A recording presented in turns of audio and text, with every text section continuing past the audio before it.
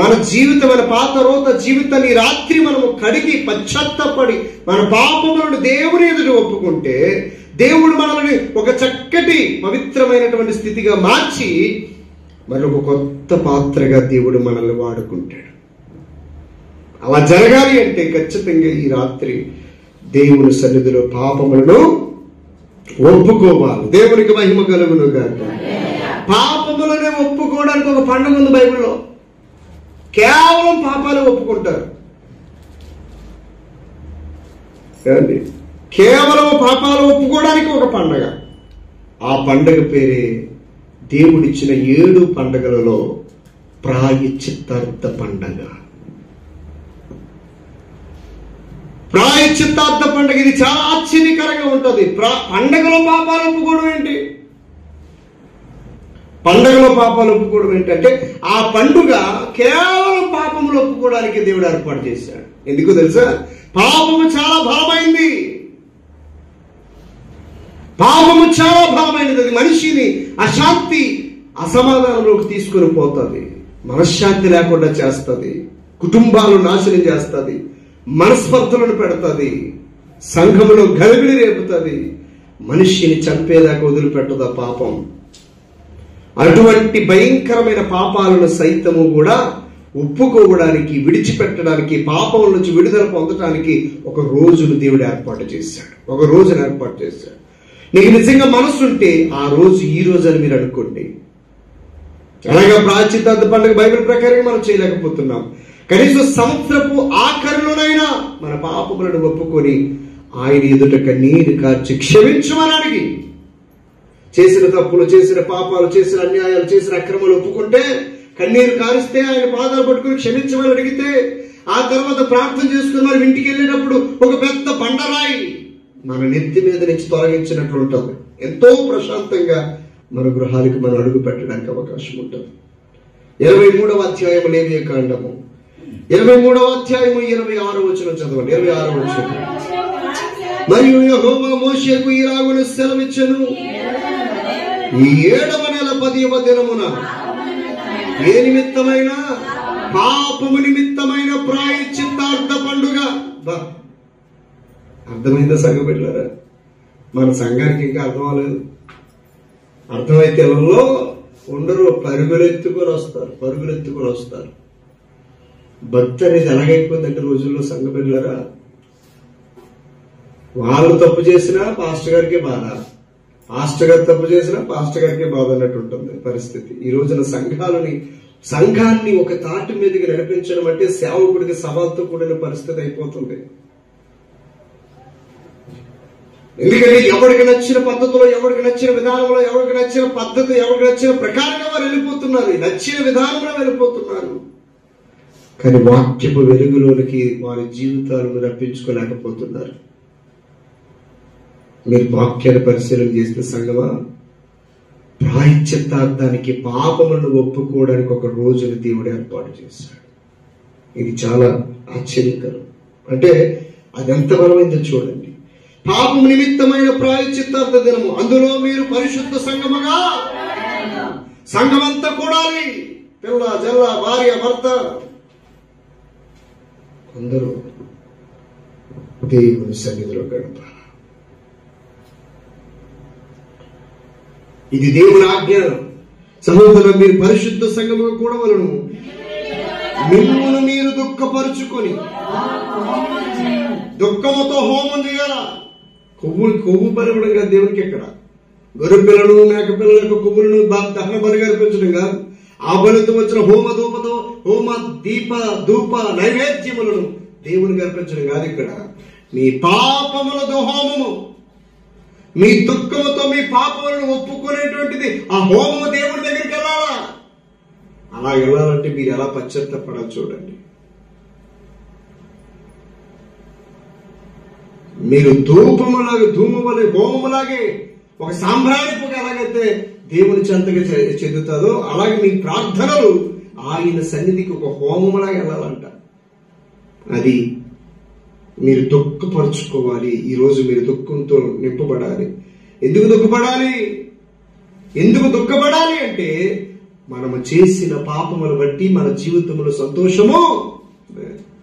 ఇర్మియా గ్రంథంలో ఒక మాట ఉంటుంది చూడండి. ఇర్మియా గ్రంథం 5వ అధ్యాయం 23వ వచనం చదవండి. ఇర్మియా, నీ దోషములు వాటి క్రమమును తప్పించాయి, నీకు మేలు కలగకుండుటకు నీ పాపములే కారణం. నీ జీవితంలో నీకు ఆశీర్వాదం కలగకపోవడానికి, దీవెనలు కలగకపోవడానికి, మేలులు కలగకపోవడానికి, సమాధానం లేకపోవడానికి, సంతోషం లేకపోవడానికి, ఆనందం లేకపోవడానికి కారణం నీవు చేసిన పాపములే. ఆ పాపం ఏదైనా కావచ్చు. తిరుగుబాటు చేసే పాపం కావచ్చు, దైవజనుడి మీద, లేకపోతే సంఘం మీద, లేకపోతే దేవుని మీద. విశ్రాంతి దినం పాటించకపోవడం పాపము కావచ్చు, వాక్య ప్రకారంగా జీవించకపోవడం కావచ్చు, ఏదైనా కావచ్చు. నీ జీవితంలో నీకు మేలు జరగకపోవడానికి కారణం దేవుడు కాదు. నీ జీవితంలో మేలు జరగకపోవడానికి కారణం దైవజనుడు కాదు. నీ జీవితంలో మేలు జరగకపోవడానికి కారణం 100% 100% కారణం నువ్వే. నీ ఇంటిలో మేలు జరగకపోవడం కారణం, నీ జీవితంలో మేలు జరగకపోవడం కారణం 100% నీవు చేసిన పాపం వల్ల జరుగుతుంది. అలాగా సేవకుల్లో లోపం లేదు, దేవునిలో లోపం లేదు, నీ వెళ్తున్న సంఘంలో కూడా లోపం లేదు. లోపం నీలోనే ఉంది. అది చాలా మంది గుర్తించరు సహోదరులారా. చాలా మంది దాన్ని గుర్తించరు. నా ఇంట్లో ఎందుకు ఈ శోధన, నా జీవితంలో ఎందుకు ఈ శోధన, నా బ్రతుకులో ఎందుకు ఈ శోధన, దీనికి కారణం ఏంటి అని ఎంక్వైరీ చేస్తే మీరు చేసిన పాపములే దానికి కారణం. ఇర్మియా గ్రంథం 32వ అధ్యాయం 23వ వచనం చదవండి. ఇర్మియా గ్రంథం 32వ అధ్యాయం 23వ వచనం. అదే అధ్యాయములు త్వరగా 32:23 చదవమ్మా.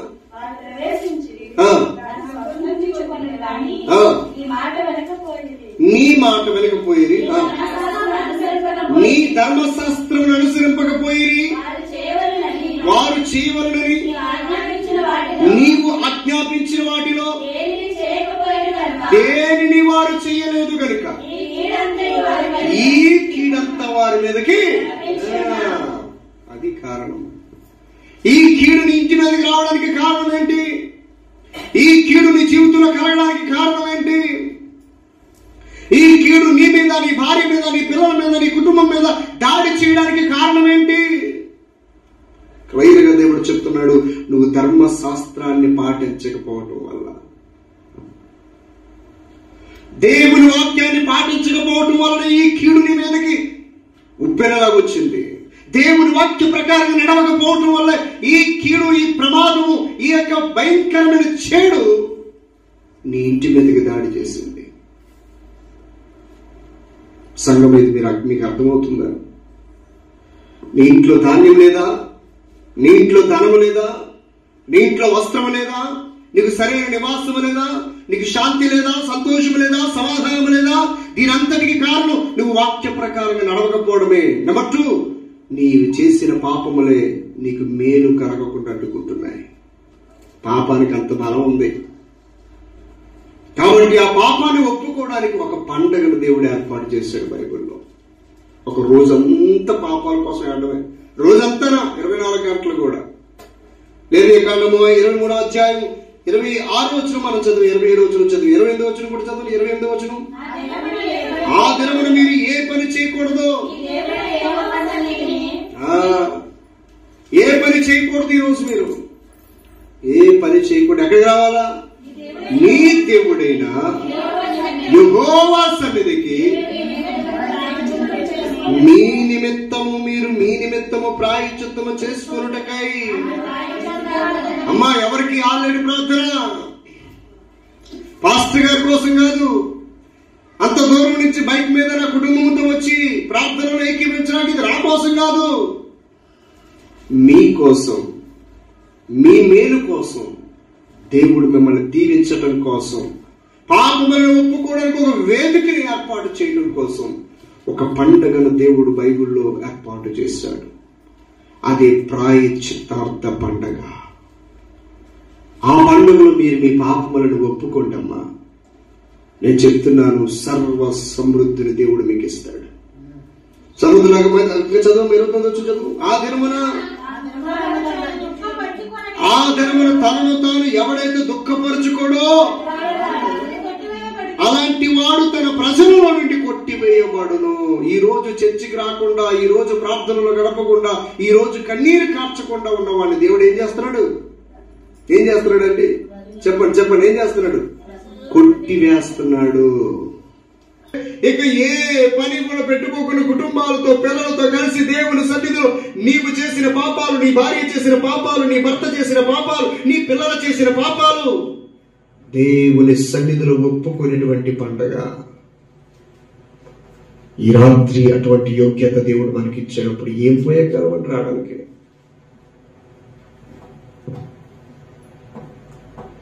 ఒకవేళ ఏదైనా బలమైన కారణం ఉంటే ఇంటి దగ్గర ఒకవేళ కన్నీరు గార్చి ప్రార్థన చేస్తున్నారేమో మనకు తెలియదు, కానీ దేవుడు చెప్పినట్లుగా నువ్వు మందిరానికి రాకపోతే ఆయన ఉగ్రుడు అవుతాడు.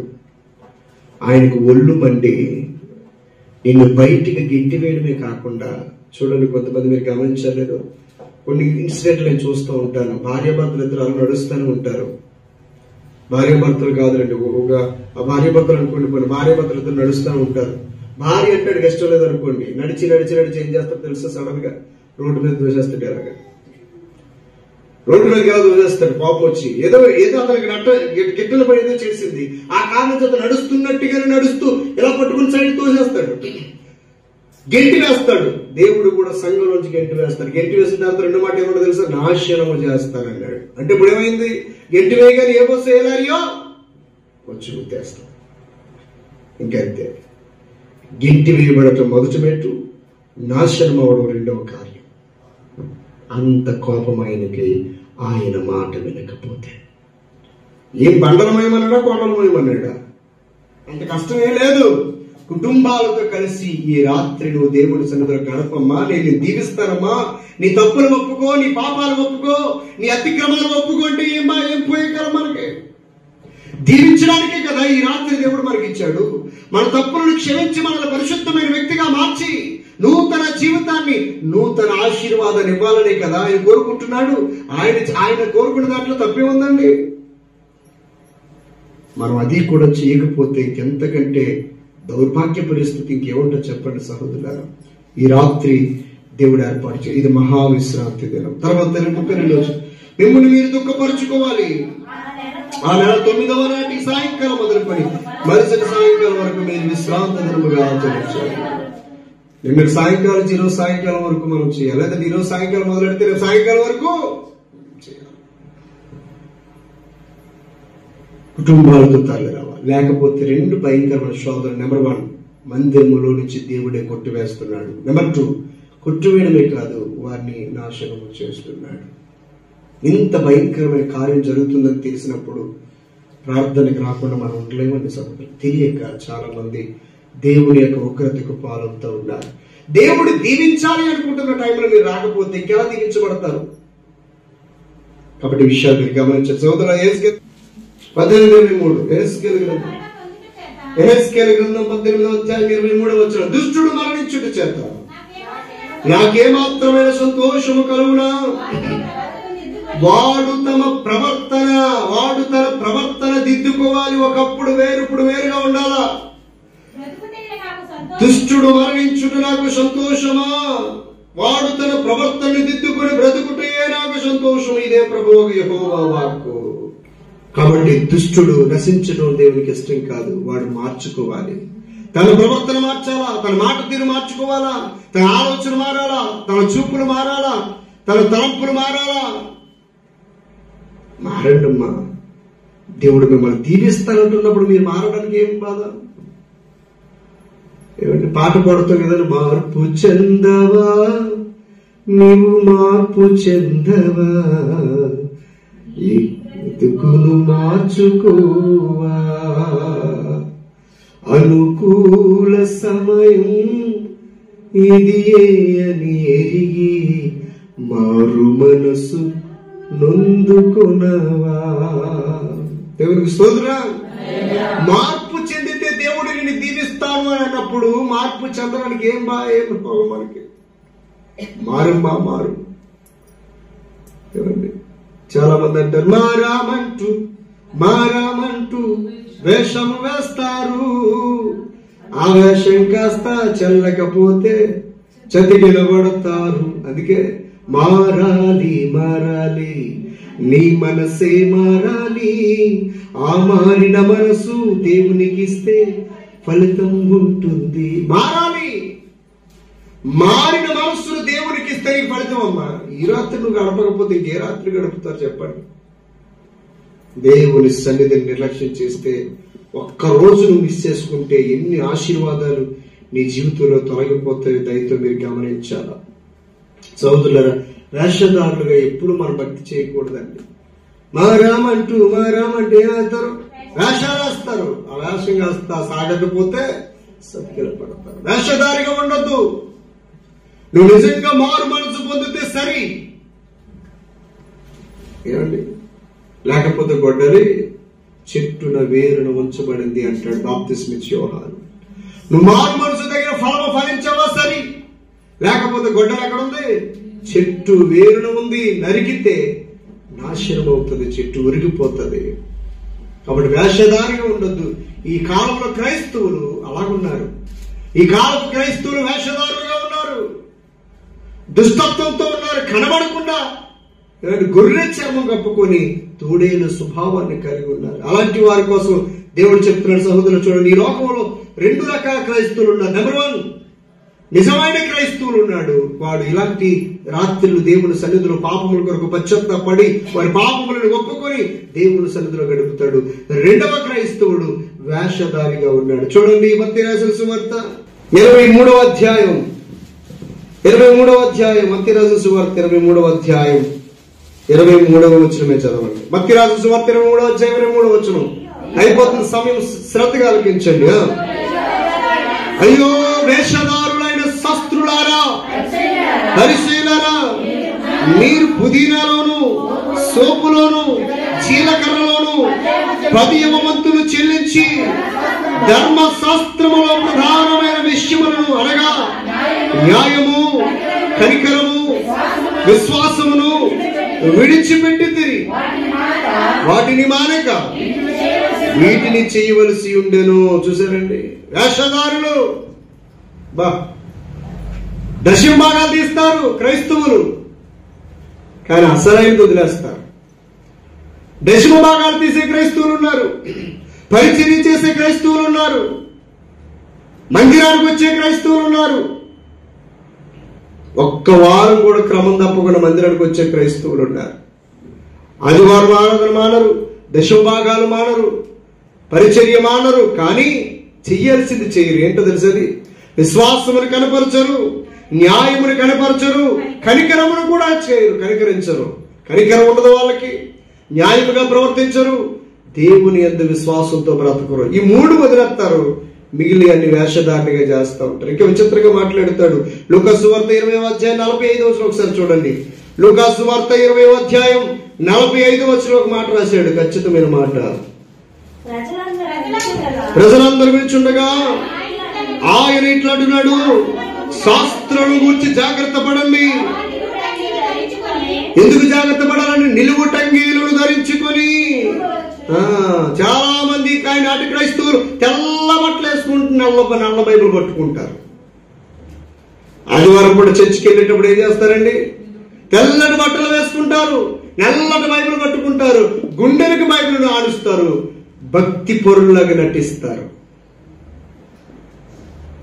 జాగ్రత్త, యేసుప్రభు చెప్తున్నాడు, నిలువు టంగీలను వేసుకొని తెల్లటి వస్త్రములను ధరించుకొని బైబిల్ చేత పట్టుకొని వారు భక్తి పరుల వలె క్రైస్తవులు, ఈనాటి క్రైస్తవులు ఎలా ఉన్నారు? భక్తి పరుల వలె నటిస్తారు. తర్వాత అంటున్నాడు, ప్రైజ్లాడు, ఈ రోడ్డు నుంచి ఆ రోడ్డు వరకు ప్రైజ్లాడు అక్క, ప్రైజ్లాడు వదినా, ప్రైజ్లాడు అన్నయ్య, ప్రైజ్లాడు తమ్ముడు అంటా ఉంటాడు. అలాగ అంటా ఉంటే మనం అనుకుంటాం ప్రైజ్లాడు అంటూ ఉంటే నిజంగా ఈ భక్తి పరుడే. వందనాలు అక్కయ్య, వందనాలు చెల్లి, వందనాలు అన్నయ్య, వందనాలు తమ్ముడు అని మనం అనుకుంటాం. వందనాలు అమ్మాయి చాలా భక్తి పరుడు అనుకుంటాం. జాగ్రత్త, తోడేళ్లు యేసు ప్రభు నమ్ముకొని కూడా వేషధారణగా బ్రతుకుతున్నారు. తెల్లని వస్త్రములు కాదమ్మా, నువ్వు వందనాలు చెప్పడం కాదు ప్రజలకి. తర్వాత రాత్రుడు అగ్రపీఠాల మీద విందులలో అగ్రస్థానాలను వారు కోరుకుంటారు. నామకార్థ క్రైస్తవులు వేషధారులు ఎలా ఉంటారో చూడండి. వాళ్ళు వస్తే వారు కుర్చీ వేయాలి. మనం భోజనంలో ముందు 2 ముక్కలు ఎగిస్తే వాళ్ళకి వేయాలా, ఒక పప్పు ఎగిస్తే పప్పు గరిటెలకు వేయాలా.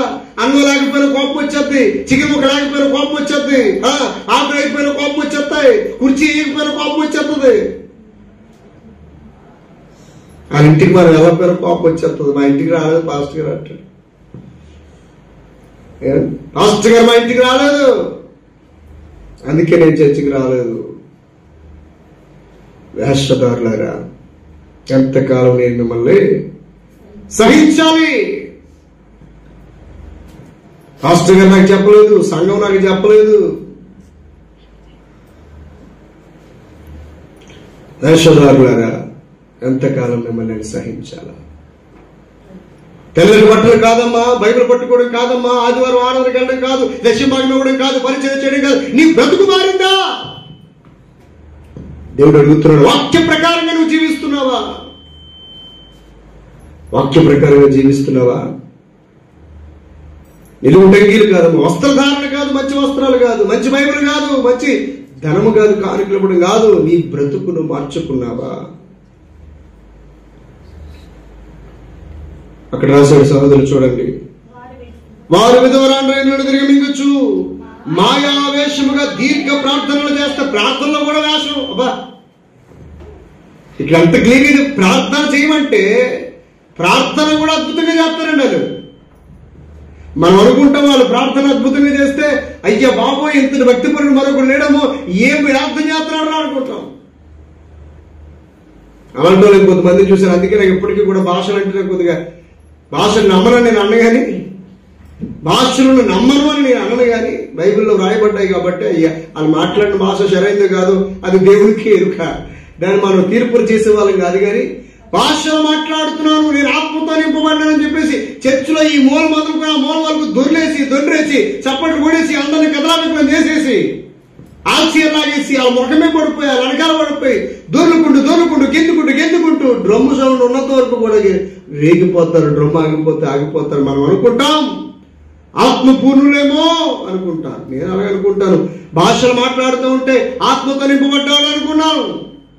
కానీ అదే మనిషి చర్చిలో నుంచి బయటకు రాగానే బండ బూతులు, అదే మనిషి చర్చిలో నుంచి బయటకు రాగానే ప్రేమ పాఠాలు, ప్రేమ బాటలు, ప్రేమ భాషలు, బూతులు, అబ్బా డ్రెస్సింగ్లు, అబ్బో చర్చిలో తెల్ల బట్టలు, బయటకు వస్తే నిగరికి బట్టలు.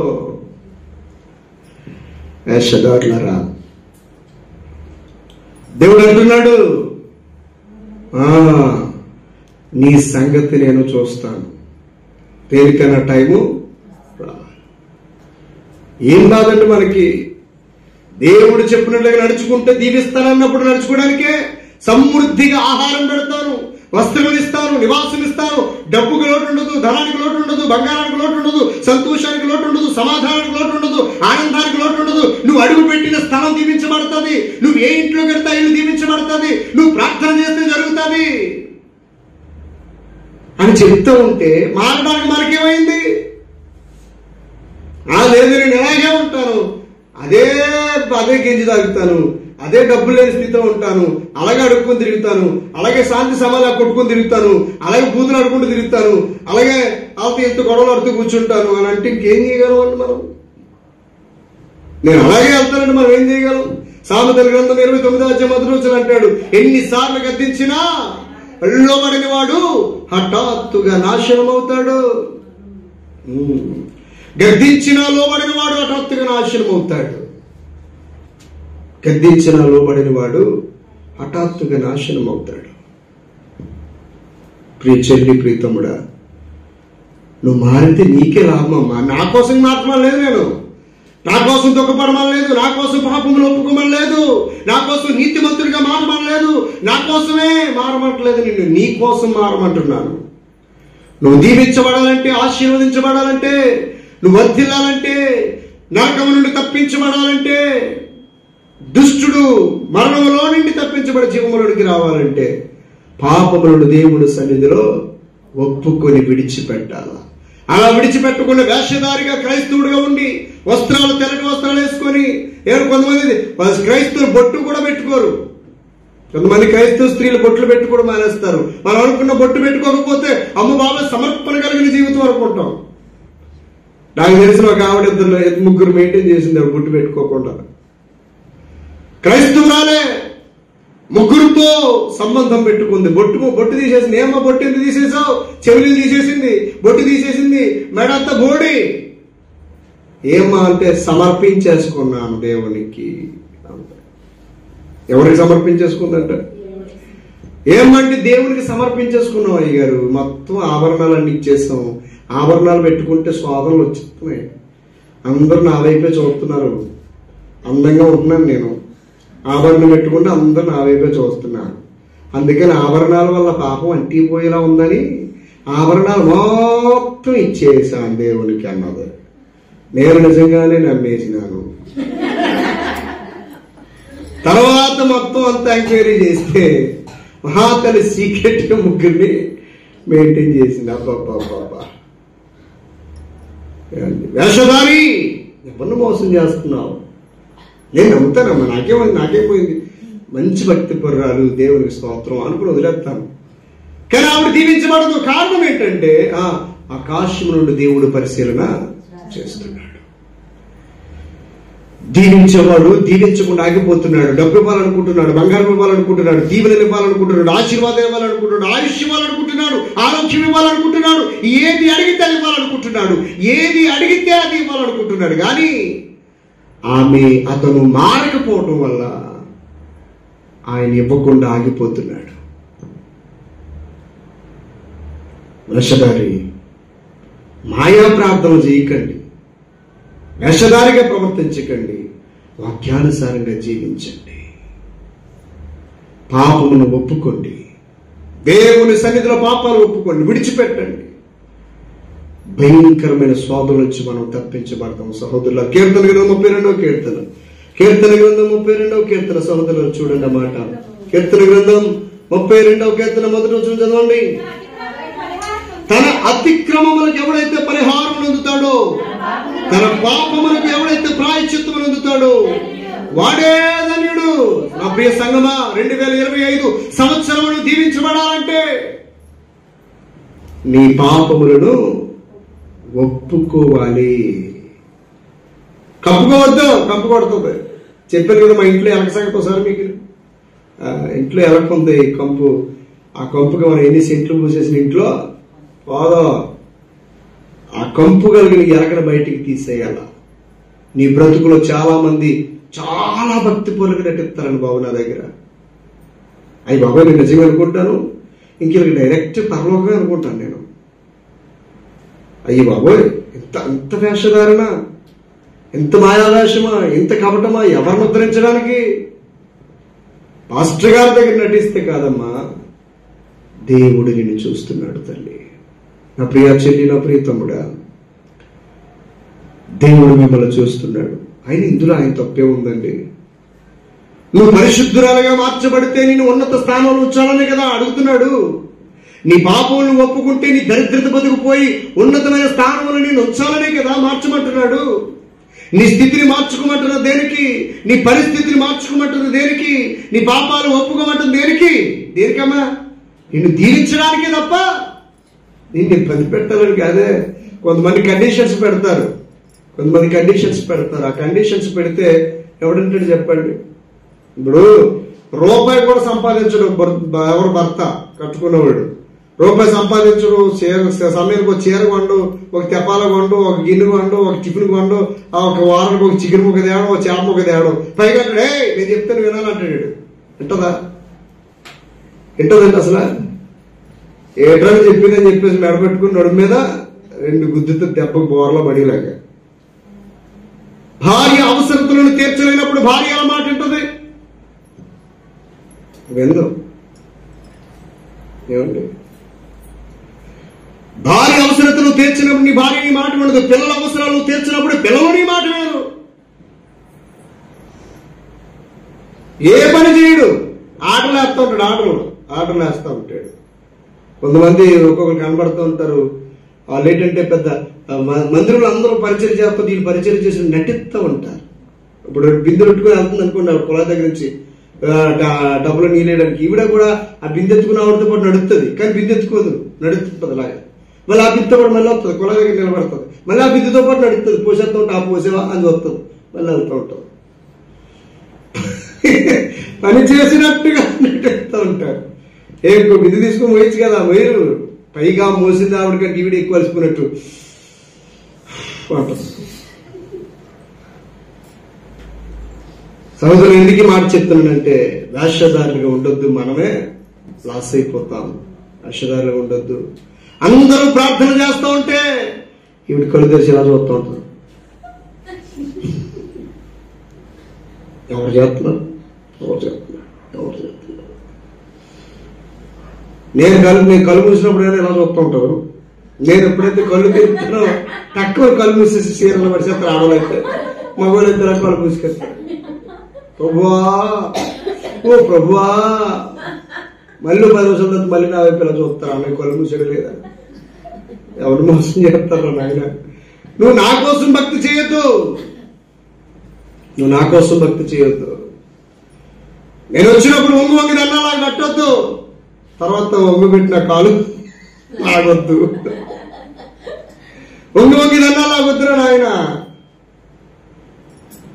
వేషధారి ప్రార్థనలు మైకిస్తే ఓ అలా దీవించండి, ఎలా దీవించండి, ఎలా దీవించండి, ఎలా దీవించండి ప్రభువా, నేను పాపాత్మురాలు, ఆయన చచ్చిపోయేంత వరకు ఆగటదన్నమాట. పాపాత్మురాలు ప్రభువా, నా పాపి ఊళ్ళో ఎవరు లేరు, నన్ను క్షమించిన ఆయన అంటే మళ్ళీ వెళ్ళి పాపం చేస్తాం.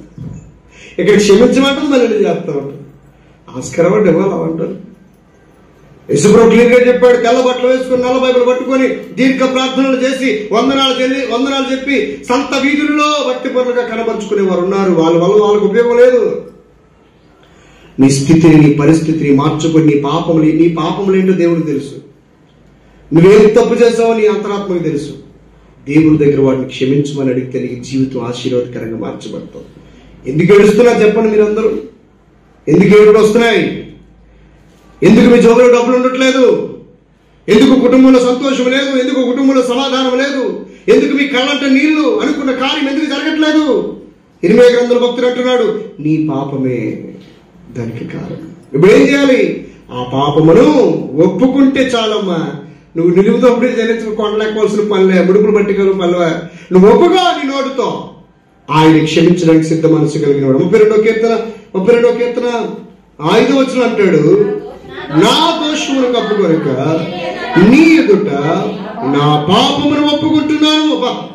దేవుని ఎదుట ఒప్పుకోండి, పాస్టర్ గారి దగ్గర కాదు, దేవుని దగ్గర. నేను అందరూ ఒకలాగే ప్రేమిస్తానమ్మా, అందరూ ఒకలాగే ప్రేమిస్తాను, అది నా ధర్మం. దేవుడు కూడా అలాగే ప్రేమిస్తాడు. కానీ నీ క్రియలను బట్టే నీకు ప్రతిఫలం వస్తుంది. అది నేను చెప్పేది. నీ క్రియలను బట్టే నీకు ప్రతిఫలం, నీ భక్తిని బట్టే నీకు ప్రతిఫలం, నీ పరిచర్యను బట్టే నీకు ప్రతిఫలం, నీ ప్రార్థనను బట్టే నీకు ప్రతిఫలం, నీ పరిశుద్ధతను బట్టే నీకు ప్రతిఫలం ఇస్తాడు. వేషధారణ చేస్తే మనమే లాస్ అయిపోతాం. ఆయనకి అంతా తెలుసు. ఆభరణాలు సమర్పించేసుకున్నది మాత్రాన, తెల్లటి చీర కట్టుకున్నది మాత్రాన, బైబిల్ పట్టుకున్నది మాత్రాన, మైకిస్తే దీర్ఘ ప్రార్థన చేసినది మాత్రాన, రోడ్డు మీద వందనాలు చెప్తున్నది మాత్రాన నేను భక్తిపరుడు నేను అనుకోవచ్చు కాక. కానీ దేవుడు చూసేది ఏంటో తెలుసా? హృదయమును చూస్తాడు. ఆ హృదయమును బట్టే మనల్ని దీవిస్తాడు. ఆయన నాకు కారు ఇస్తాడంటే, ఆయన నాకు ఇన్ఫీల్డ్ బండి ఇస్తానంటే, ఆయన నాకు ఇల్లు ఇస్తానంటే, ఆయన నా పిల్లలకి, నా భార్యకి, నాకు సరిపడా ధనమును, సంతోషమును, ఆనందమును, సమాధానమును, సంతోషమును, గొప్ప కీర్తి ప్రతిష్ఠ నాకు ఇస్తానంటే నేనెందుకు ఆ పాపపు కొంపులో ఉంటాను? నేను అంత గొప్ప కార్యాలు చేస్తానన్నప్పుడు నేనెందుకు పాపంలో ఉంటానండి? పాపాన్ని విడిచిపెడతాను. అంత గొప్ప స్థానంలో నన్ను చేర్చేటువంటి తండ్రి పాదాలు పట్టుకుంటాను. అవసరమైందా సహోదరులారా? ఆయన పాదములను పట్టుకోవాలా? ఆయన పాదములు మనం పట్టుకోవాలి. ఆయన దగ్గర క్షమాపణ మనకు దొరుకుతుంది. 132వ కీర్తన చూడండి ఒకసారి. క్షమాపణ యేసు ప్రభు దగ్గరే మనకి క్షమాపణ. ఎవరి దగ్గర? యేసు ప్రభు దగ్గరే మనకి క్షమాపణ దొరుకుతుంది. 130వ కీర్తన 3వ వచనం చదవండి. 130వ కీర్తన 3వ వచనం, యెహోవా నీవు దోషములను కనిపెట్టి చూచిన యెడల ప్రభువా ఎవడు నిలవగలడు? అందరూ అమ్మలక్కల.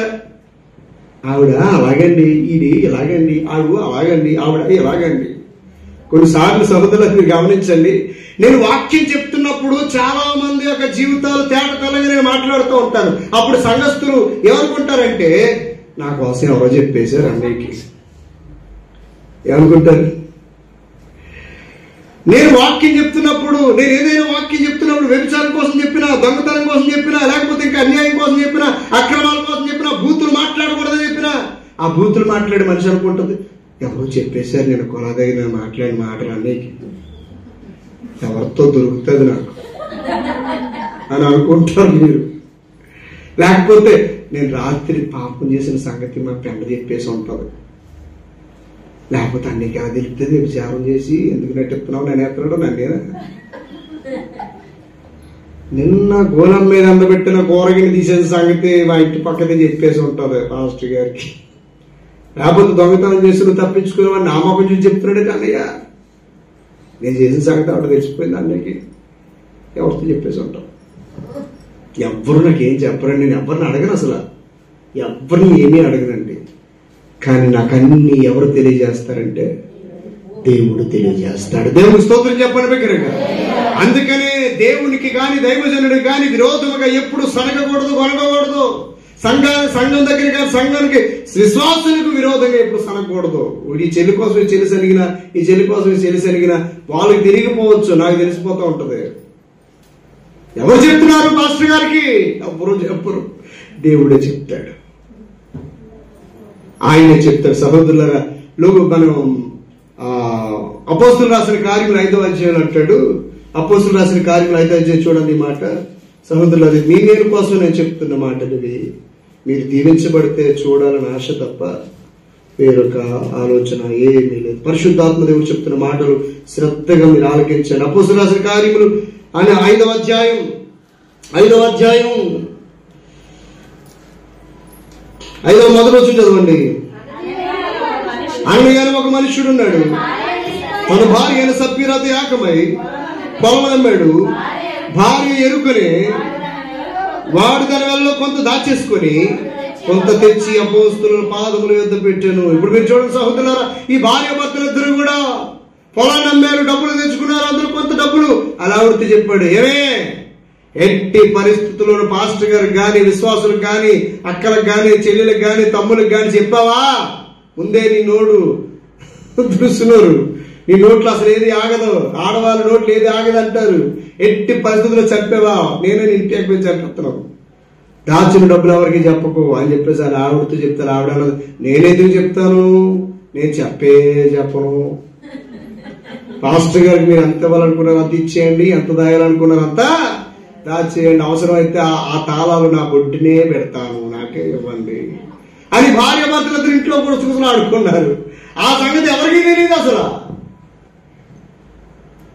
కానీ ఇద్దరు పాస్టర్ గారి దగ్గరికి వచ్చేసరికి పాస్టర్ గారు వాక్యం చెప్తున్నారు. పేతురు గారు వాక్యం చెబుతూ అన్నాడు, అననీయ నువ్వెందుకు అబద్ధం ఆడుతున్నావు అంటే సహజంగా వాళ్ళు ఏమనుకుంటారు, అననీయ సభ్యులు ఏమనుకుంటారు, ఎవరితో చెప్పేసింది పాస్టర్ గారికి, కిటికీలో చూసేసి ఉన్నట్టున్నారు. ఎవరో కిటికీలో చూసేసారు, లేకపోతే గోడకి చెవులు ఉంటాయంటున్నారు.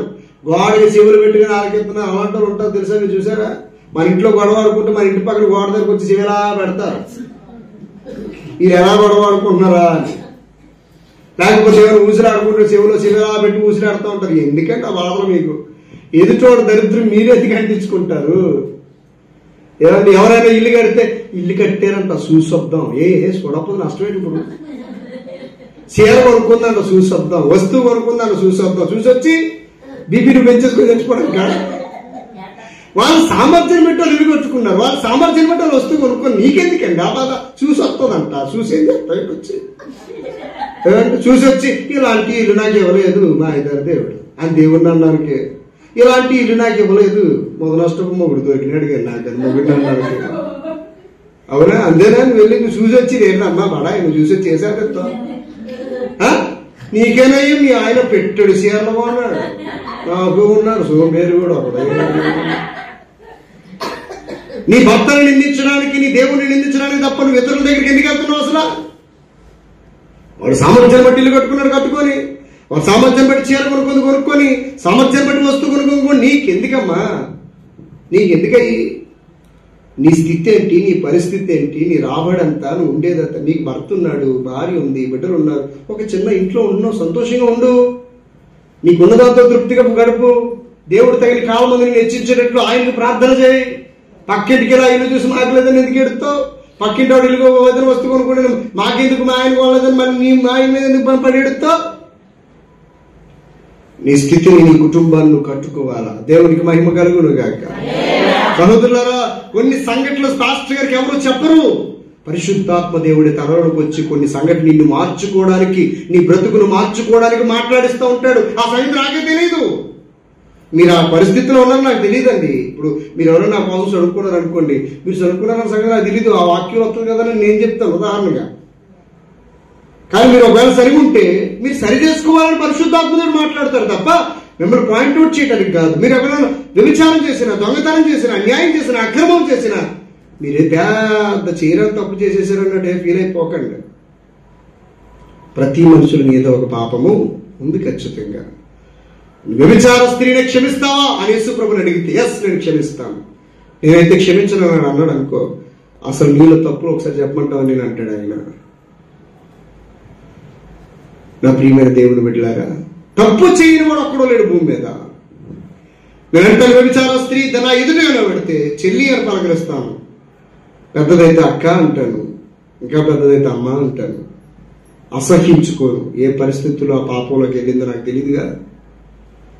కానీ ఒక్కటి మాత్రం చెప్తాను, నీకు చేతనైతే వీలైతే నీ పాపాన్ని విడిచిపెట్టిక దేవుని హత్తుకు అమ్మా అని చెప్తాను.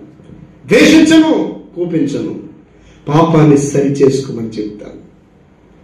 అలాంటి మనసు మనకు ఉండాలి సంగబెట్టలాగా. ఒకవేళ ఎవరైనా పాపం చేస్తూ పట్టుబడితే నువ్వు అసహించుకుంటున్నావేమో, నువ్వు పవిత్రాలుగా నీతిమంతురాలు అనుకుంటున్నావేమో. కాదు కాదు కాదు. దేవుడు తలపెట్టి చూస్తే మనం చదివిన 130 కీర్తనలు అంటాడు, ఆయన కనిపెడితే ఆయన దగ్గర దాగగలిగిన వాడెవడు. అన్ని పాపములు కూడా ఆయన కళ్ళెదురుకుంటే బయటపడతాడు. నటించకండి. నువ్వు తప్పు చేస్తావు వేలెత్తి చూపిస్తే నీ వైపు ఎన్ని వేలు చూపిస్తున్నాయి?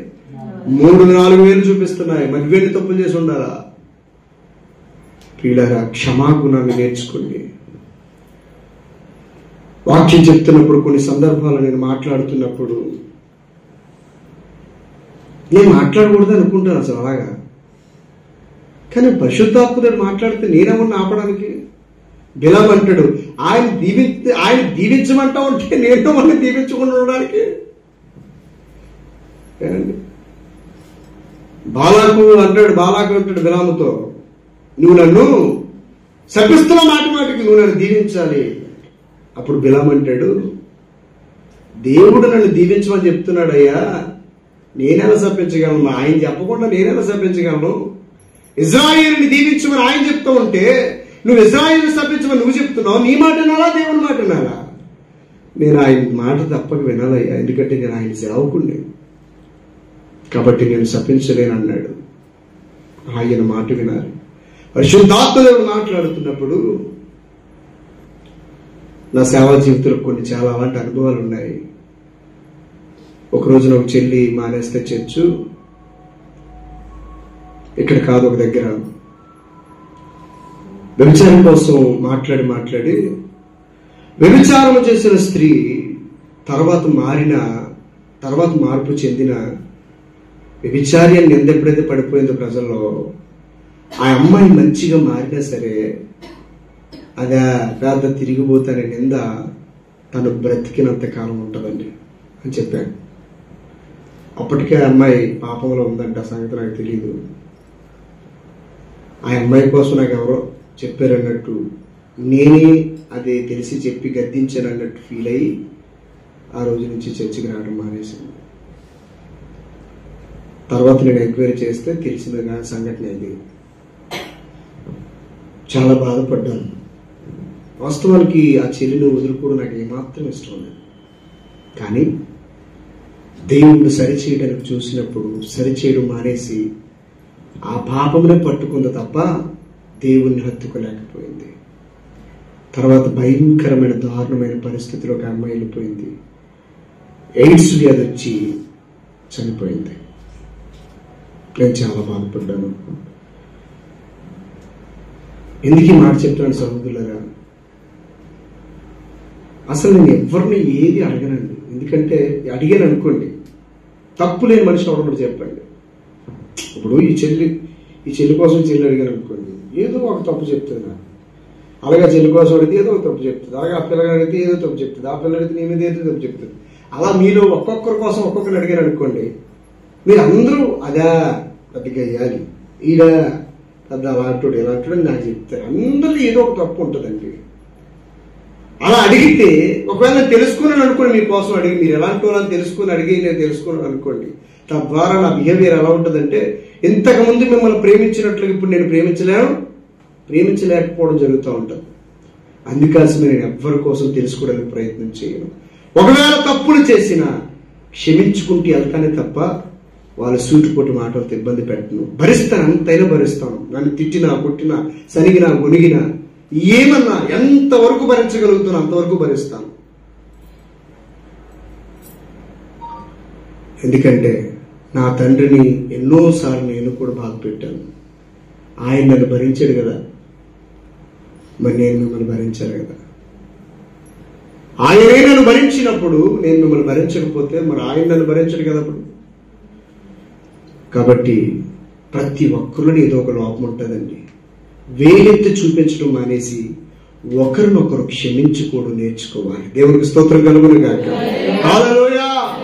అననీయ సప్పీరాలు చేసిన దొంగతనం కోసం ఎవరు దేవుడిని చెప్పలేదు, దేవుడే చెప్పేశాడు పేతురుకి. పేతురు వాళ్ళిద్దరు దొంగతనం చేశారు. అప్పుడు పేతురు అడుగుతాడు, అననీయ నువ్వు నాతో కదా అబద్ధం ఆడితివి, నువ్వు దేవునితోనే అబద్ధం ఆడావు. ఎవరు చెప్పారు పాస్టర్ పేతురు గారికి? ఎవరు చెప్పారు పేతురు గారికి? ఆవిడ ఎంక్వైరీ చేస్తుంది, ఆయన ఎంక్వైరీ చేస్తున్నాడు, ఎవరు చెప్పలే. పరిశుద్ధాత్మ దేవుడే బయలుపరిచాడు. ప్రియ సంగమా, మార్చుకోండమ్మా.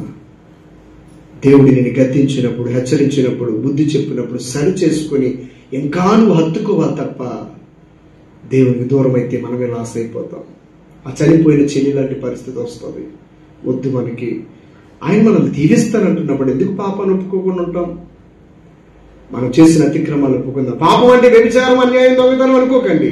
నువ్వు మందిరానికి రాకపోవడం పాపమే, వాక్యం చదవకపోవడం పాపమే, ప్రార్థన చేయకపోవడం పాపమే, నిన్ను వల్ల నీ పొరుగు వారిని ప్రేమించకపోవడం. అడుగుతావా ఈ సంవత్సరం, ప్రభువా నా పొరుగు వారిని ప్రేమించే మనసు నాకు దయచేయను. ఆయన నాకు ద్రోహం చేసిన వాడు నా కళ్ళెదురు కనబడినా వాడికి నేను చేసేటట్లుగా నా మనసును మార్చు తండ్రి. నీ రాజ్యానికి అనుకూలంగా నన్ను మార్చునని అడగండి. భౌతిక సంబంధమే నన్ను వదిలేయండి. కారు, బంగ్లా, బైకులు, ఈ బట్టలు, డబ్బులు ఇవన్నీ పక్కన పెట్టేయండి. నీకు ఇష్టమైనట్లుగా నన్ను మార్చుకోతండి అని అడిగి చూడండి ఒకసారి. నువ్వు ఆయనకి ఇష్టంగా మార్చబడితే నీ అవసరాలు నువ్వు అడగకుండానే దేవుడు ఆయన మహిమైశ్వర్యంలో తీరుస్తాడు. దేవుడి స్తోత్రం చెప్పండి. దేవుడు నీ ప్రతి అవసరాన్ని తీరుస్తాడు. అయితే ఎప్పుడు? దైవజనుడికి నీ బలహీనతను ఎవరో చెప్పరని అనుకోవద్దు. దైవజనుడిలో నుండి దేవుడే నీ బలహీనతను హెచ్చరించినప్పుడు వాటిని సరి చేసుకుని మార్చుకోగలిగితే మంచి అమూల్యమైన రత్నంలా తయారైపోతావు. చూడండి, బంగారు కమ్మని తీసుకెళ్లి అగ్నిలో పొట్టమ వేస్తే మంచి ఆభరణం ఎలాగైతే తయారవుతుందో, నీలో ఉన్న లోపాన్ని దైవజనుడు పరిశుద్ధాత్మ ప్రేరేపణతో గద్దించినప్పుడు ఆ లోపాన్ని సరి చేసుకోగలిగితే అగ్నిలో నుండి పొట్టమ వేయబడి తీసిన బంగారపు ఆభరణంలో నీ జీవితాన్ని దేవుడు ఆశీర్వాదకరంగా మారుస్తాడు. దేవునికి స్తోత్రం. దేవుడి మాటలు మన ఫలింపచేయును గాక. అందరి కళ్ళు మూసుకుందాం. అందరి